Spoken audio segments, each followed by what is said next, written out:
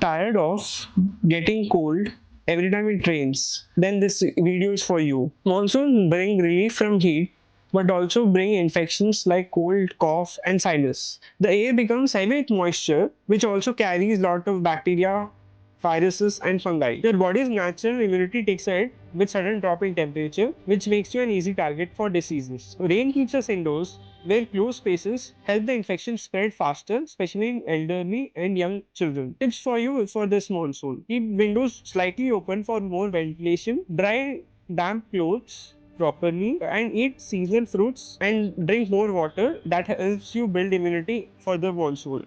Homeopathy works very well during monsoon, which helps you build immunity, and it also helps to stay away from the diseases. It doesn't have any side effects and stop recurring infections. If you are someone who keeps falling sick during monsoon, then DM us or connect with us so that we can support you in getting rid of your disease or infection.